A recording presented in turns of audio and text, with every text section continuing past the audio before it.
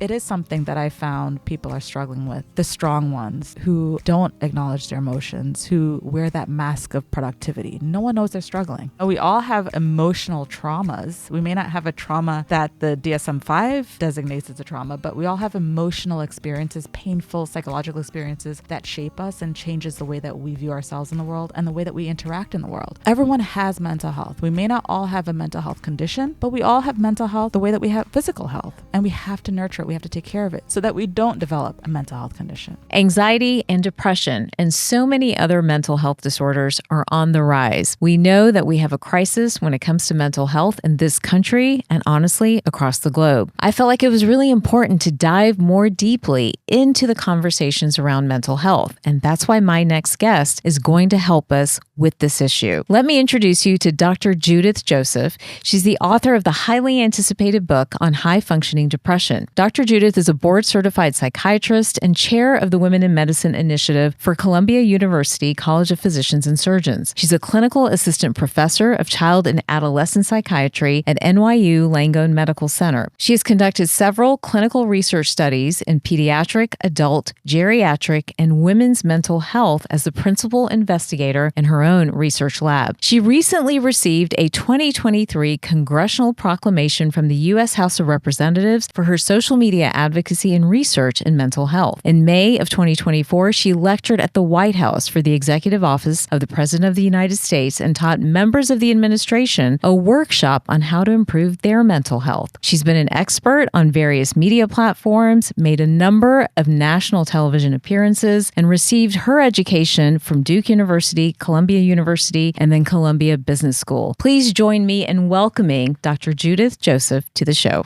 Welcome, Dr. Judith. I'm so glad to have you on the show. Thank you for having me. I'm excited to be here. This is a really important topic at a really critical time. I mean, I think I sort of repeat what everybody already knows when I say that we have a mental health crisis. It's affecting every age group, from our children to our teens to our seniors and everyone in between. And I really wanted you on the show to help us dive into this topic because I think that we hear a lot of chatter, but we don't really understand what's going on. So I would love to learn more about the work you're doing and how you entered this field of mental health, anxiety and depression, and, you know, what your perspective is on what everyone's going through. Well, I mean, I entered this field because honestly, there was a need for this, and this field of psychiatry rescued me. I used to be an anesthesiology resident, and I remember being in the OR, the operating room, and thinking, like, is this really what I'm supposed to do with my life? And feeling so empty and experiencing anhedonia, which is something that a lot of people in medical cultures know about, but Right. a lot of people in regular culture have never heard of it. They're like, anho, what? But anhedonia is this feeling of meh, blah, lack of interest. Not happy, not excited. Yeah. Just really blunted. And I was having that. And the funny thing is that I knew what it was. I'd heard of it, studied it, and it snuck up on me. I didn't even realize I was experiencing it.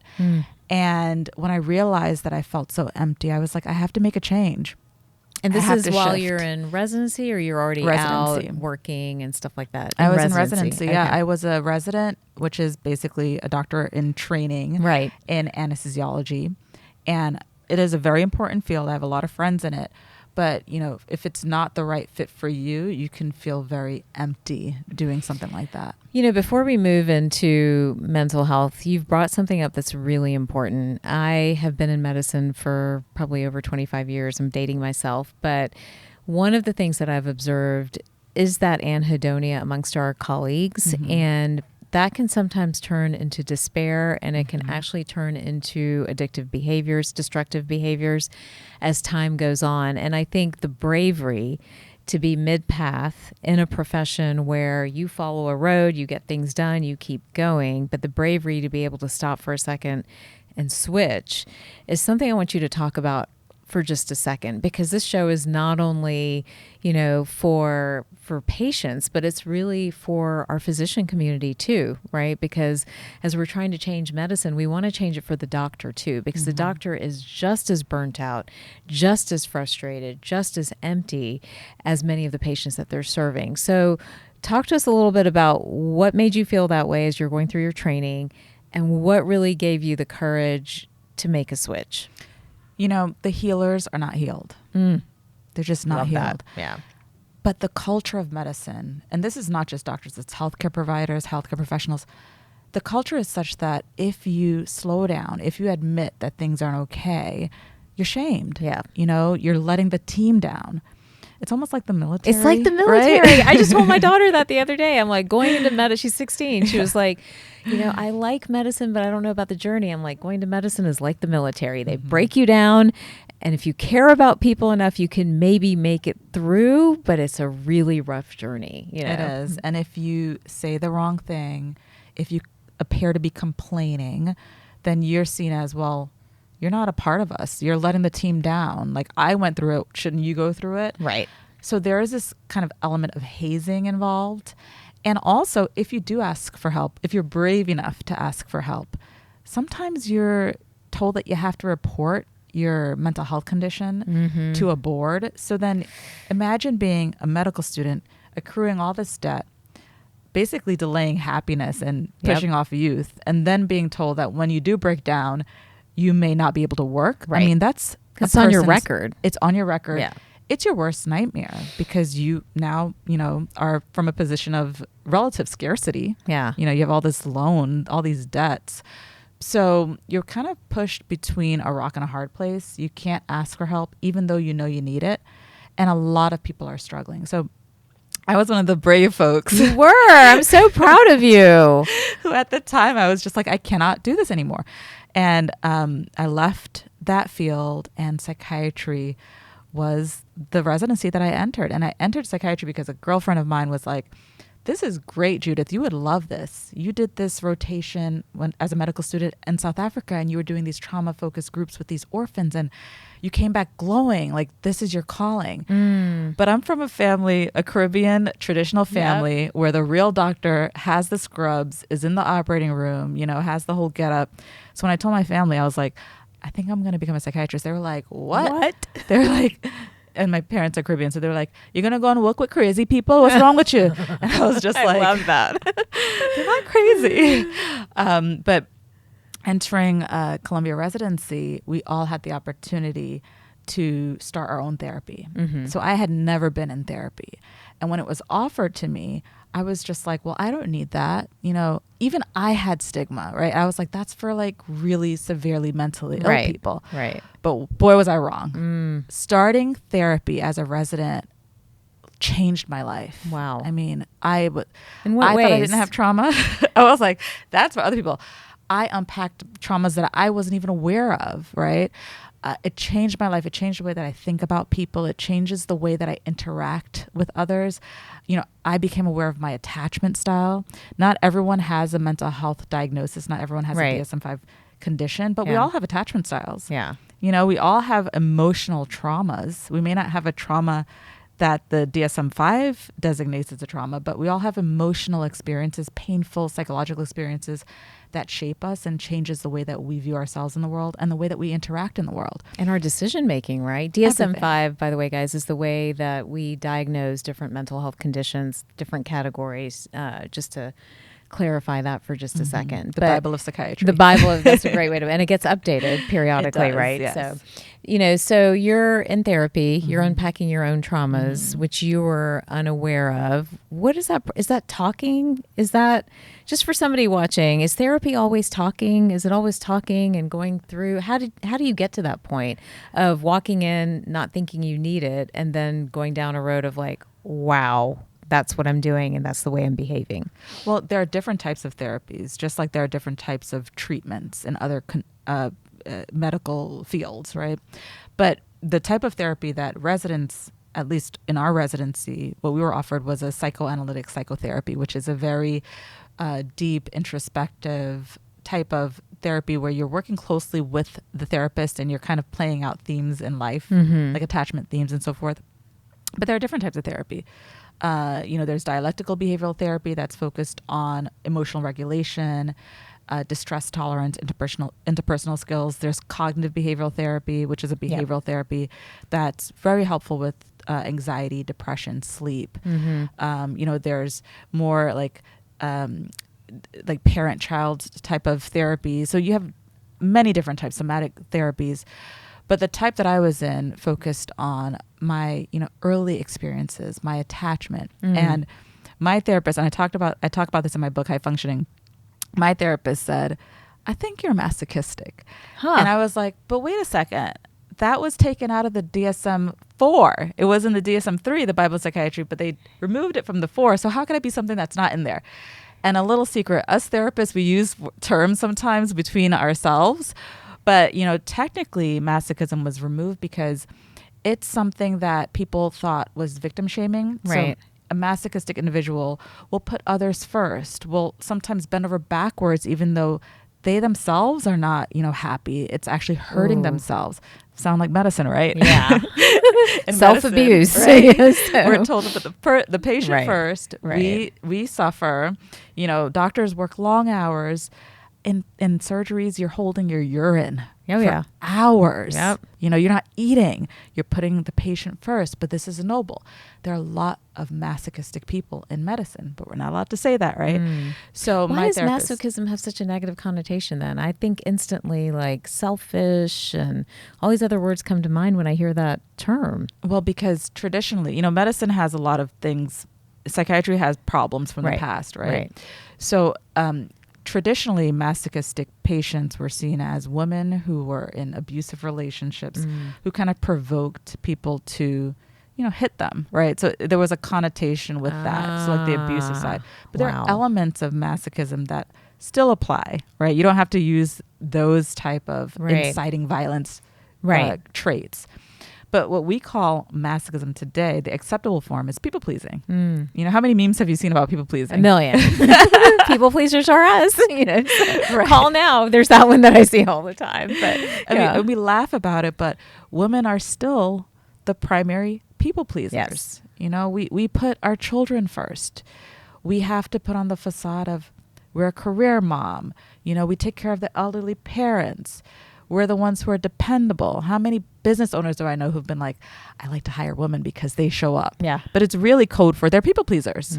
They go above and beyond and they don't complain.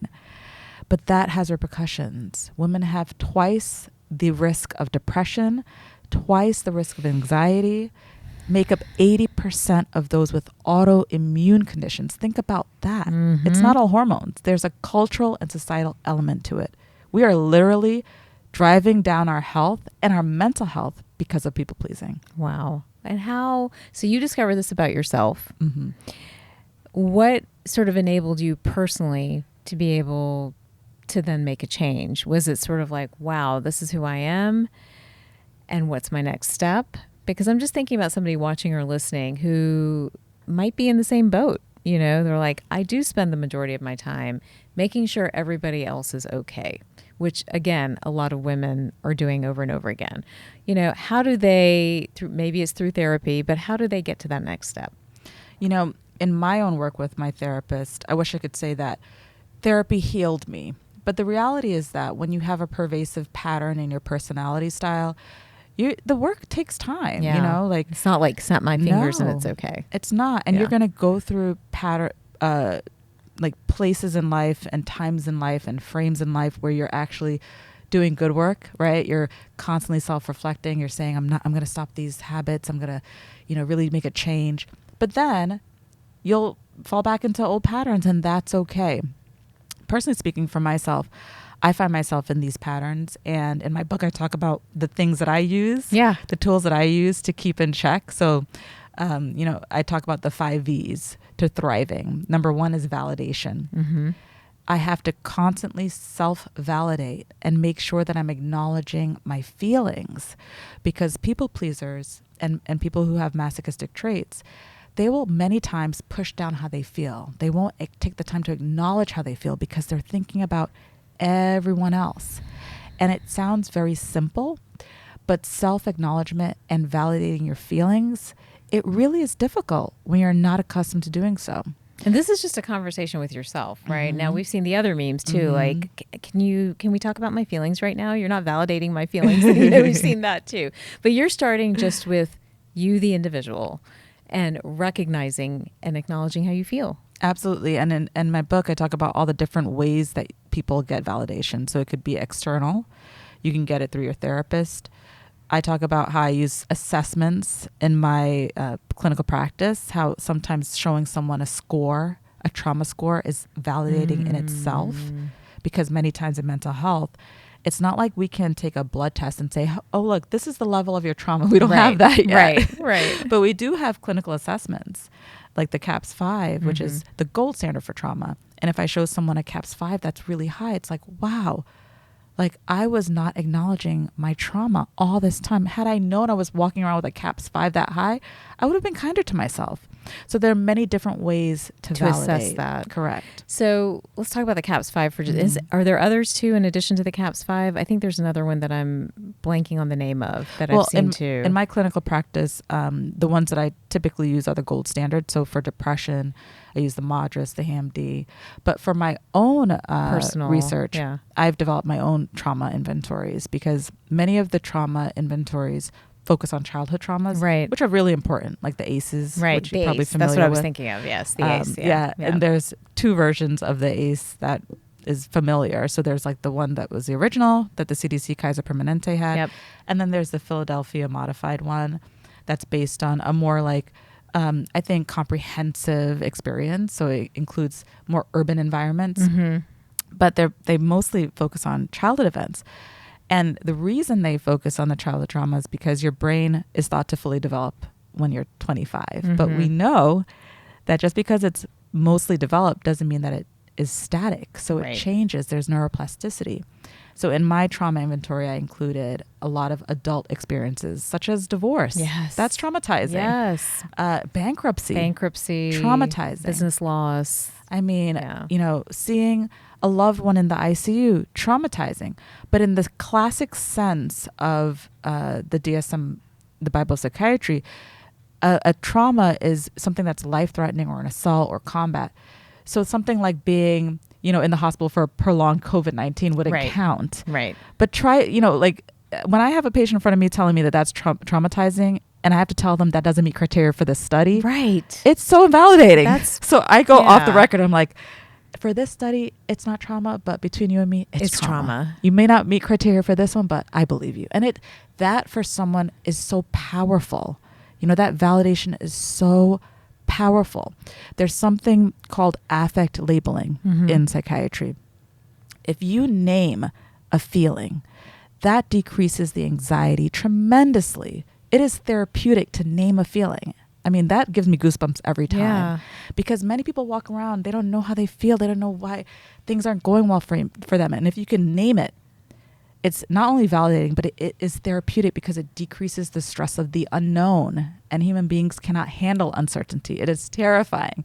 That's why we're like, take the Band-Aid off. Let's just pull it off. We just would rather know. So naming the feeling is very powerful. So self-validation, and we could spend an hour on self-validation, honestly, but I just think it's so important because so many people walk around with, including us, walk around with blinders on, and it took a lot of stumbling and bumbling around to figure out that that's what was happening, right? Can somebody on their own, we, by the way, have mentioned the ACE, we've mentioned the CAP-5, you have your own trauma inventory. I know you have a book coming out right in April. Does it have the trauma inventory in it? Yes. Because I think that, would you recommend all of us to be doing assessments like this on ourselves in some fashion? Maybe we do it every 6 months or so, or once a year, just to see where we are. I went into this field because there's a shortage of psychiatrists, a shortage of therapists. In some parts of the United States, there's one of me for 30,000 people. Wow. I can barely handle 30 people. So in the midst of a mental health crisis. Imagine that. Yeah. And as a researcher, I have my own lab. I find, again, these quantitative mathematical ways of showing someone this is what you're experiencing. Mm-hmm. This is the number of your trauma. And after the treatment, let's see if that number goes down, right? Or after the treatment, let's see if that number goes up. Maybe we're worsening things. Right. I find it so powerful to have a number. And because there's a shortage, no, I'm not encouraging self-diagnoses, but I am encouraging people to learn about their symptoms and to have some type of metric for understanding how severe they are. So that's why I created these scales, to democratize mental health, because there's just not enough mental health providers out there to meet the demand. To meet that demand. Wow. All right, let's move from self-validation. You said there were 5 V's. Mm-hmm. So tell me about some of the other ones. So the second V is venting. Okay, now that you know how you're feeling, how do we express it? And I love venting because I studied chemistry and physics. And so venting, if you think about a balloon that's really tense with the air, but once you start letting that air out, and we do this in our lab, the tension goes down. So we got to get it out somehow. Mm-hmm. But not everyone is verbal. Not everyone likes to talk about things. So I wanted to provide people with skills and tools that felt comfortable and authentic for them. So I talk about some of my artists that I work with in my practice. Their venting is through singing. So yes. I'll ask them to sing a song or to draw paint something, right. or draw a sketch to express how they feel. But for others, I mean, I love to talk. So for me, it's talking with my therapist. Like, that feels good. Or talking with a loved one. My dad's a pastor. For him, it's prayer. He prays every day, sometimes 3 times a day. But he feels better after he prays because he's talking to a higher power that he believes loves and cares about him. So there are different ways to express how you feel. One of the ways that I started using over the past 2.5 years was social media. I was a newbie to social media, right. but I started venting over it, and then I grew to almost 1 million followers. Wow. I'm like, wow, venting is powerful. Amazing. It really is powerful. Yeah. So validation, venting, these are tools that you yourself used personally. I use them personally. In your journey mm-hmm. to kind of go into psychiatry. What's that journey like, been in psychiatry? So, it, like many fields of medicine, psychiatry is very conservative. Yeah. But I had to spice it up a bit. Love it. There aren't that many Trinidadians in psychiatry. Spicing up medicine over here. Put the curry in there. Yeah, I love it. And that's why the motto of my lab is the science of your happiness. There is a field called the science of happiness. But to be honest, it is primarily populated by people who don't look like me. Right. So I wanted to write a book where people could see themselves. I've traveled to over 30 countries learning about mental health. And the science of your happiness includes your personal experiences, your culture, mm-hmm. your beliefs. And so the third V is values. We all have different values. When we come to a country, we think, okay, money is the thing. We got to get that house. We got to get the American dream. But at the end of the day, when we're on our deathbeds, we're not going to be like, I wish I could have gotten a Porsche, right? Mm-hmm. You're thinking, I wish I had done things that I really gave me a sense of meaning. I wish I spent more time with the people that I loved, right? I wish I was doing things that gave me purpose. So your values are really those things. And I say it's the things that are priceless, not the things with a price tag. Mm. So if you can feed into those values, even a little bit a day, right? For me, it's kindness. So if I can buy my team lunch, great, I feel good. And it's a little selfish, right? Right. Or if I can hold the door for someone, feeling connected to others, that's my value. But for someone else, it could be nature. Yeah. So, if you can take a walk outside, if you could, instead of taking the train, walk through Central Park, if it's safe, things like that. So really trying to figure out and, and give a platform to things that give you meaning and purpose in life. So this is important, mm-hmm. and it comes home for me a little bit. You're tying together values and culture, mm-hmm. values, and obviously both of us have not had the traditional, you can look at us and know we've not had the traditional experience, here in this country. And when I even think about, my childhood home, mm-hmm. there was a lot of dysfunction, which was cultural, mm-hmm. a lot of cultural dysfunction, mm-hmm. A lot of trauma for all 3 of us as sisters in terms of what we experienced and dealt with. When we're dealing with mental health, and it looks different in different packages and different people, and I'm like fascinated by you traveling around the world, so we're gonna have to talk about that too in a minute. How do we help people understand that they can't look at their anxiety and at their depression in a singular fashion? Mm-hmm. How do they embrace their culture? How do they embrace sort of the background that they were raised in, you know, to then put a context to their anxiety, depression, whatever their the mental health story is? And that's why I use the science of your happiness. Your happiness. Your happiness. When I go on talks, when I travel, I always say mental health is not someone else's, it's yours. And that is very powerful. Recently, I gave a talk to people who are from the Caribbean diaspora. Yeah. And I said, you know, when you're whining, because we move side to side in our dance, when you're whining, you know what that is? It's bilateral stimulation. It is your left and right brain communicating, talking to each other, and you're feeling better. You're feeling less stress. And bilateral stimulation is something you'll see taught at Harvard, right? The tapping. Yeah, we talk about EMD tapping all the time. EMDR, right? you know. But did you realize that you whine inside to side? That was your way of practicing bilateral stimulation. And they're just like, oh, wow. And I'm like, yeah, it's healing. That's why you feel so good when you whine. I love that. And I said to them, you know, like the curries that you eat, the pepper sauce, that's anti-inflammatory. So you didn't even realize that you were eating healing food yourself. that makes your brain feel better, that makes your joints feel better. And in my book, I talk about all the different cultures. I've been to Israel. I've been to the Middle East. I've traveled to Asia. There's elements in your culture that you did not realize was mental health. You just called it something different. So don't be deterred by it. Don't say, oh, it's not me. Like, I don't have those problems. Yeah. Mental health is yours. You just forgot about it. And I think when people can take that ownership Right. and they reclaim it, it feels authentic. They want to nurture it. Everyone has mental health. We may not all have a mental health condition, but we all have mental health the way that we have physical health. Yeah. And we have to nurture it. We have to take care of it so that we don't develop a mental health condition. Do you think that we can't complete our individual mental health stories until we accept the cultures from which we came? I think it's very difficult to reconcile, you know, if your past, right? It's difficult to reconcile your problems in the present if you're not acknowledging your past. And I do think that it just allows us to take more ownership when we think about the way that our past culture, our cultural groups impacts our present thinking. Many of us want to run from it. We want to assimilate. That's we where I want to be was like going with everyone this. else. Yeah, that's exactly where I was going with this. I think that the story for many of us that are, I guess, what are we, first generation, second generation, whatever we are, you know, is the initial story. And actually, I look at my daughter too. I think the story is we want to assimilate. Yeah. We don't want to accept that we were A, B, C, or D, right? And in that running from, I think we run from ourselves. And at some level, I think we create more anxiety and more angst almost, you know. So that's why I asked that question. I don't know what you've observed and seen in your travels, like when you're going to all these different countries, whether it's Israel. I don't know if you've been to other areas of the Middle East yet or not. I'm so curious to know what you saw there. You know, what are you seeing in terms of how those communities heal themselves?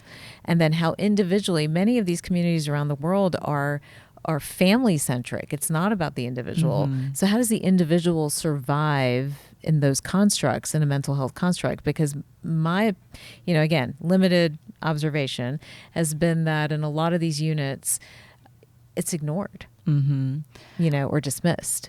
You know, a lot of the cultures that I've interacted with will say that, well, it's not about the individual. It's about the family. Right. Yeah. And so don't shame us, right? And how dare you be selfish and try to create boundaries. Right. that doesn't exist. Exactly. It's a boundary. You know, it's really difficult when you're trying to have one step in one culture and then trying to assimilate. And so it is more challenging when you're in a different country.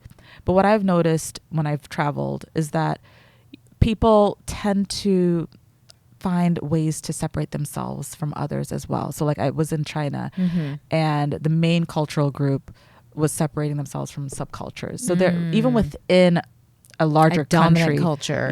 There are still separations. But what I do find is that if you can bring it back to the goal, right? What is the goal for everyone? We are in the same boat. You know, even if, let's say, a parent doesn't agree with a child, you know, younger generation, just think about what the real goal is. The goal is for you all to be happy, to be together, to be to experience abundance. So you're really not fighting against each other. You may have differing ideas, different perspectives, but you still have the same goal. And I find that very simple message, that simple theme tends to unify people. Mm-hmm.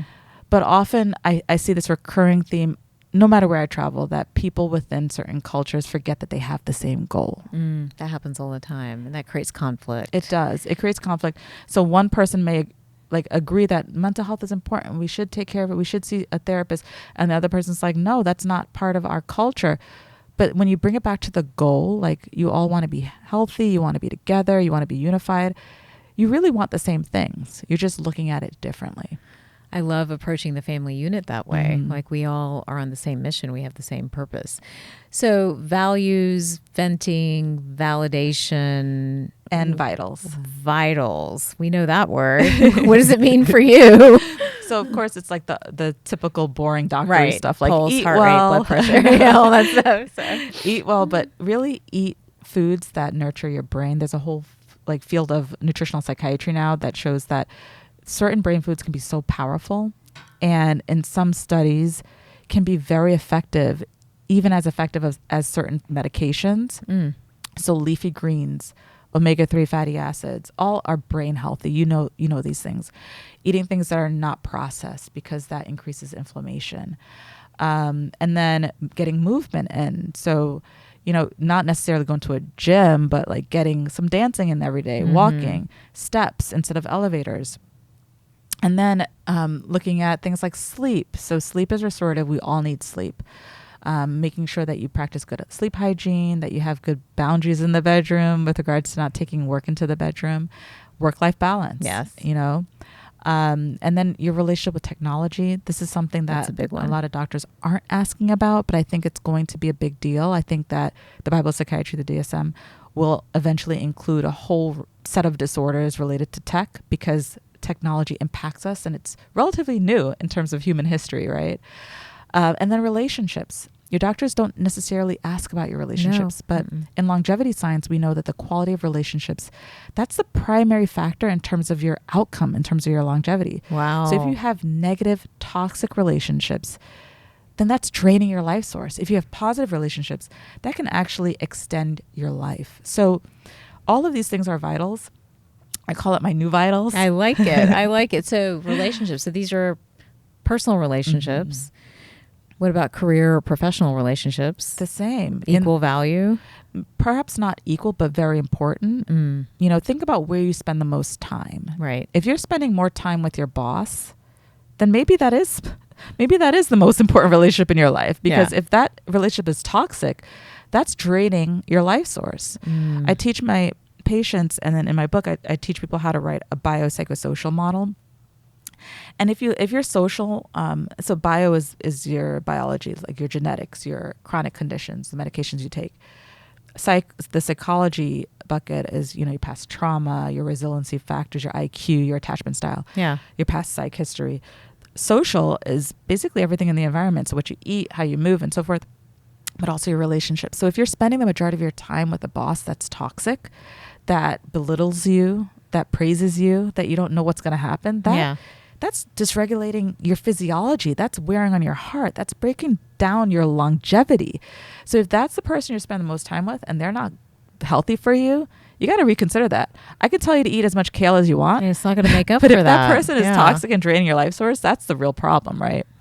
So I include that in the vitals because unfortunately, in modern medicine, we only have like 15 minutes to talk to patients sometimes as healthcare providers. So how do you feel about that? I don't feel like we can do this medicine in 15 minutes. I absolutely cannot do that. Yeah. So, I mean, most psychiatrists don't have that model, but I think a lot of general practitioners do. Right. And they're in a bunch. They're really stuck between a rock and a hard place that we talked about. They're burnt out and they want to do better. Yeah. But they really have so many constraints. That's why it's important to democratize this information so people know what to look for, so they can edify their own lives, because 15 minutes is just not enough. But Doctors aren't asking you about that.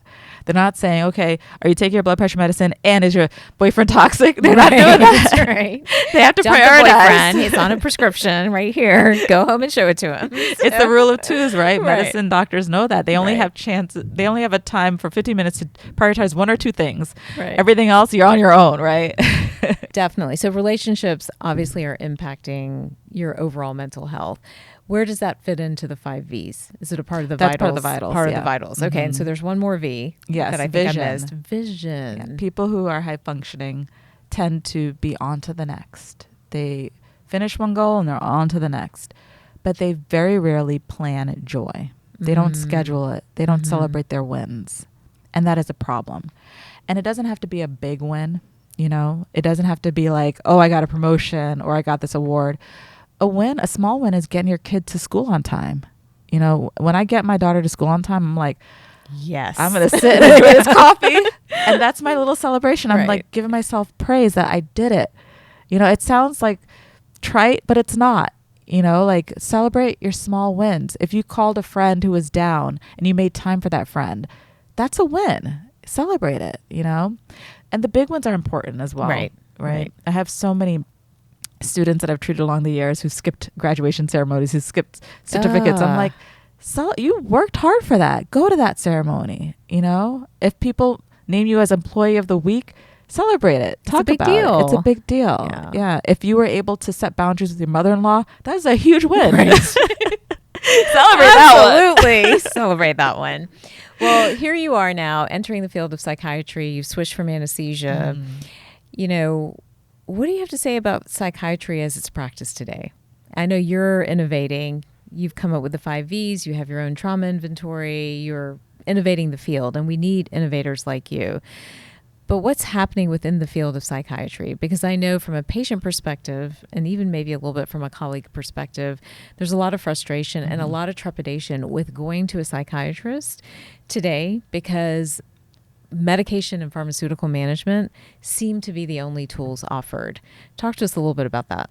So I'm in this New York City bubble where I don't know very many psychiatrists who just do medication. Right. It's mostly therapists, but I would imagine that the majority of the country is not like that. Right. People, again, there's a shortage. So a lot of psychiatrists are not able to do that. They're asking their patients to be in a therapy with a therapist who could be a psychologist or a licensed social worker, because that's the majority of the therapists now, just because it's just a shorter amount of training and more accessible to become that, and less student loans and so forth.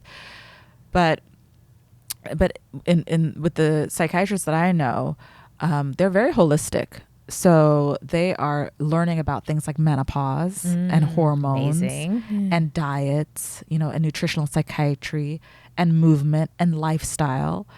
And yes, it's not possible to find a psychiatrist like that the majority of the time, but you can have a comprehensive treatment plan with a therapist and a psychiatrist. Building a team, yes. That's collaborative. And a general practitioner too, because you do need labs done every now and then if you're on certain medications. Yeah.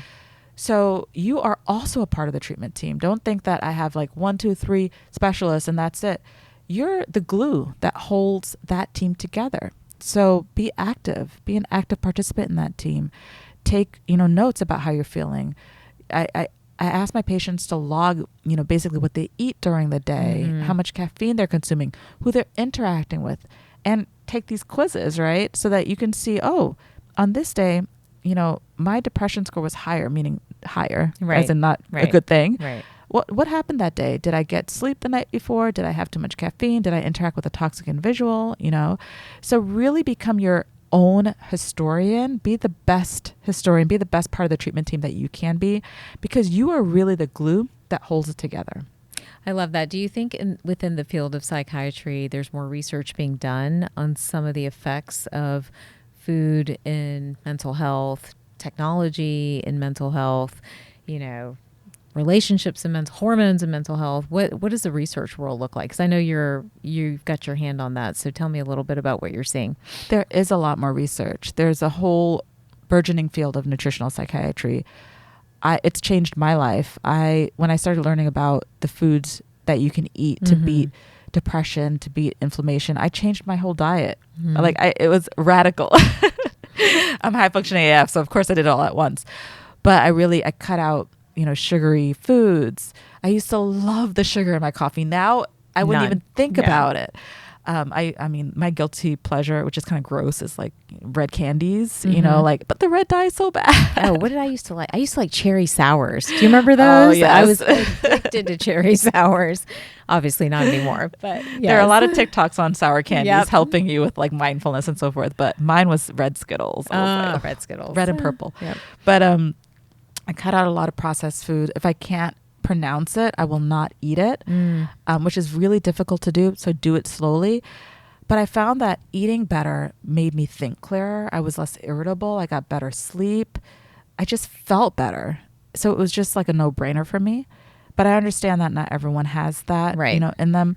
Right. Start small, like say I'm going to get more protein. I'm going to get more fiber.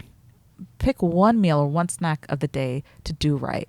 Do you think it's more important, and I get asked this in the exam room, that's why I'm asking you, do you think it's more important to prioritize clean food, less processed food, dye-free foods, or focus more on protein, fiber, that type of thing? Like it depends. If you're a woman in midlife, protein and fiber, like all the way.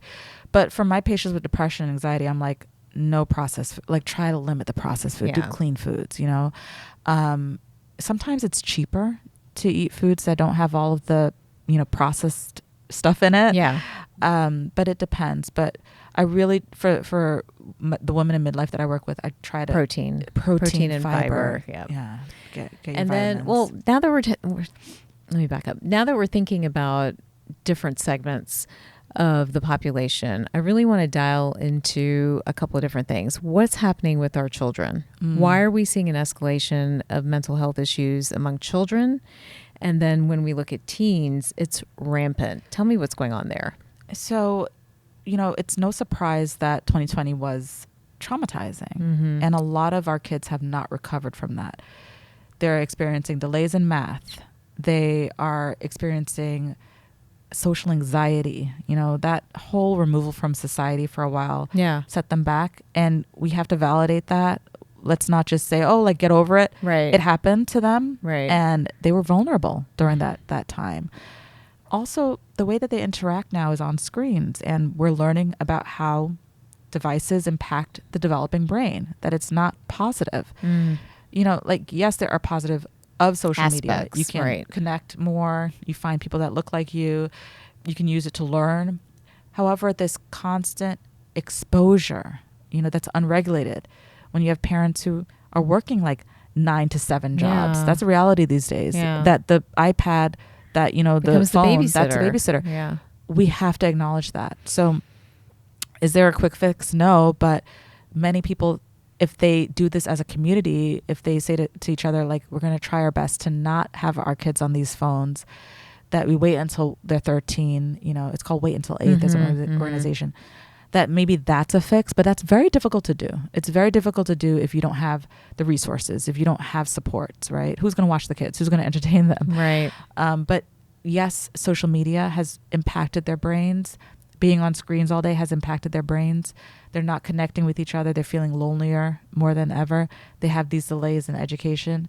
I think this is the recipe for disaster. And not to mention corporate greed. Like parents are working hard and they're not making much. So you're not having your attachment figures present. They're stressed. So it's impacting the most vulnerable, which are the kids. What's the antidote? How do we turn this around? Are there things that we can do within the home or within our schools that might start to make an impact on this? Most child psychiatrists will tell you it has to be done in the schools, because by the time you wait for home, it's too late. Like the parents are tired. Yeah. They don't have time for that. And also, who has access to a therapist after school? Right. So a lot of the interventions are in the schools. So what some of the schools are doing is that they're teaching mental health education. This wasn't a thing when I was growing up. Right. We learned sex ed. Yeah. But now schools are bringing in mental health education. So this is, How do you know the signs that you're having depression? How do you know the signs that you're suicidal? How do you know signs of anxiety? They're even talking about neurodivergence. So kids are learning about ADHD.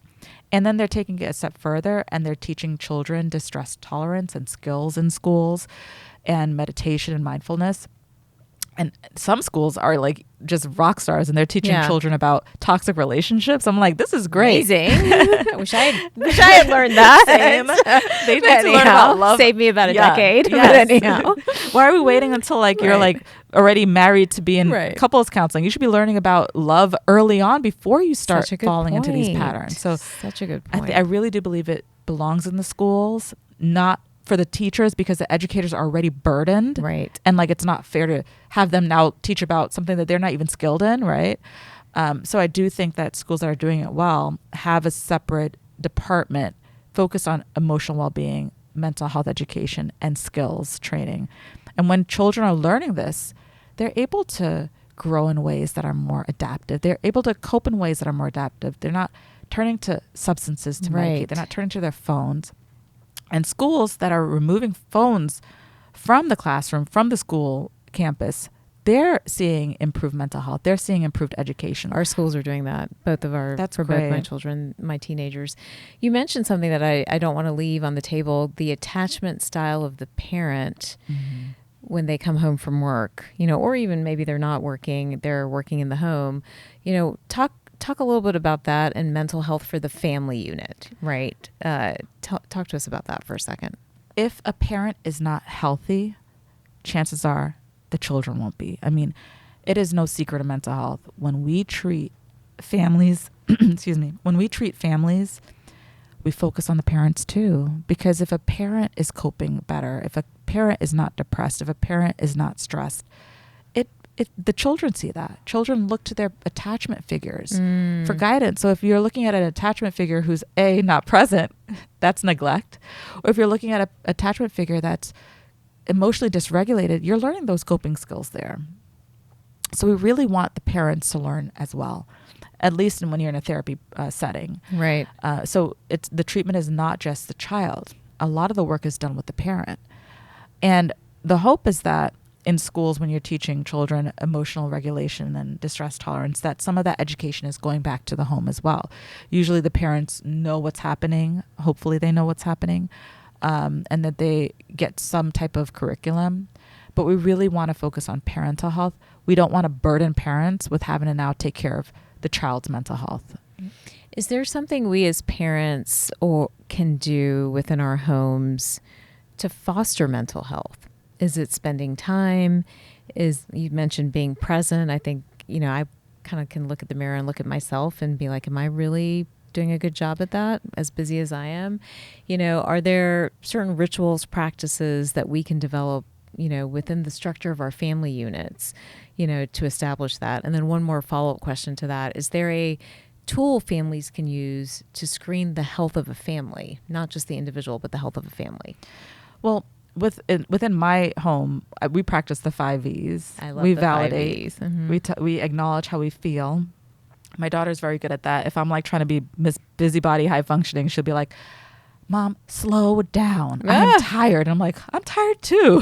Maybe we shouldn't do that activity. And I'm like, why was I doing that? Right. So, that's the unit checking me, right? Yeah. We vent, we talk about our feelings, values. We really pour our energy and our time and our resources into things that we value. Family. We value family. So my daughter will spend a lot of time with her cousins because she values it. I value it. Vitals, getting good sleep, falling asleep at the right time, waking up at the same time. My daughter, great diet. She eats a lot of veggies. I'm lucky I have one of those kids that doesn't like, Might be an anomaly. She is an anomaly. Yeah. But we get good movement in. If I'm doing my exercises, she's doing them with me. Yeah. We practice. You're modeling it. Yeah. Right. She's not allowed to have an iPad. She doesn't have, the only screen she gets is a television. She gets a set time. So I'm really trying to do these things for her. And she'll tell me, "Mom, you've been on your phone." And I'm like, "Oh my gosh, I got to put it away," right? She keeps me in check. Yeah. So in Vision, we plan joy. We have a calendar on our refrigerator with the big things that we want to celebrate and the little things that we celebrate, right? So I think the 5 V's, every family can do it. They're free. I want to democratize mental health. And you don't have to do all of them at once. You pick 1 or 2. The rule of 2 is right. 1 or 2 that you think you really need to focus on. So if it's values, if you feel like your kids are just like over like valuing materialistic things, then let's figure out how to bring them back to what our family culture values. If it's volunteering, maybe we'll do something like that once a month, right? Or if you feel like the vitals isn't a place where you're strong, then maybe setting better boundaries around your taking care of your body. So picking and brain. like a category and just parking there and spending some time on that as a family unit. Yes. Can probably reset the cadence for everybody there. Absolutely. If communication is not great in the home, then maybe focusing on venting and saying at least one day a week we're gonna have a dinner together and talk about, what we're experiencing, validating how we're feeling and venting it, right? That could be the thing. And people don't know this, but the number one predictor of whether or not young girls don't, commit suicide is having like family dinners. Family dinners and team sports. Why? There's open communication, right? There's validation happening in team sports. Same thing with family dinners. Right. There's open communication and validation. If families knew that, they would do that more. You don't have to go out and spend a lot on a fancy therapist. Right. Some cases you do. But, for the majority, just sitting and talking sometimes, talking about how you feel openly and honestly and validating each other. It's so powerful. But if we are on our screens and if we're not making time, right? If the system is oppressing and not allowing us to spend time with each other, we're not going to be able to do that. Yeah. Oh my gosh. There's so much more we could get into. This is such an important topic, and I know we're pushing up against time here. I do want everyone to get a sense, and I actually want to know too. Tell us a little bit about your lab, the research you're doing. Tell us a little bit about what people can find in this book that's coming out on my birthday, by the way, guys. I love that. So just connect us with kind of what's happening in your world. Well, my lab is studying high functioning depression, and it's not a term that's recognized by the Bible of Psychiatry, DSM, but it is something that I found people are struggling with. The strong ones, the mom who's taking care of everyone but herself, ones, right? The successful ones, the teacher who's taking care of her students and not eating lunch, the doctor who will work through a surgery and not go to the bathroom, the strong ones who don't acknowledge their emotions, who wear that mask of productivity. No one knows they're struggling. No one knows. I wanted something for them because in the DSM, the Bible of Psychiatry, you have to check a box saying you're decreased in functioning or you're in distress. But what about people who have these symptoms, but they're still going? They're overachieving. They're over-functioning. Right. They don't slow down because they can't. People depend on them. What about them? There's nothing for them. Yeah. Absolutely nothing for them. So I wanted to make a book that spoke to the strong one who actually is struggling. And, it's something that, if you're someone who's high functioning in your life and they don't talk about their feelings, the book will speak for you. And I think there's a lot of stigma too for the strong ones, right? Like, I don't need that. I don't need a therapist. I don't need, I'm fine. I got this. I'm going to power through. So I think this is a great way to maybe start to open up those conversations so that people can use the 5 V's and apply it to themselves and to their family unit as well. Absolutely. I think that's incredible. Or the person who's culturally can't talk about how they feel, like the student who's an immigrant who's like, they're the first person to have the opportunity, so they can't complain because those before them didn't have that opportunity, right? So it's for people who are not traditionally acknowledging how they're feeling, and these are simple ways for them to feel full and fed, to feel whole, to beat anhedonia, right? To process their trauma. Anhedonia is an important word. I hope everybody heard that today. I think many people walk around in that state and assume that that's just the way things should be. And they sometimes blame midlife. They sometimes blame a partner, a job, a boss. But really, it needs a little bit more inner work. Well, this has been amazing. I've got to ask you one last question before I let you go. What makes you whole? What makes me whole is connection with others. I'm from a family of four kids. 4 kids. I love it. I grew up in a church, so I had a community, and I know when I'm slipping, when I stop reaching out. So what makes me feel whole is connection with others. And this is from a woman who is grounded in so much science. And at the end of the day, it's our human experience that needs each other. And I love that. Well, thank you so much for joining me today. I think this is such an important conversation. I hope after this episode, families will sit down at the dinner table and hopefully really take a hard look at where everybody is, in terms of their mental health, so that we can start to chip away at this crisis. Thanks again. Thank you for having me.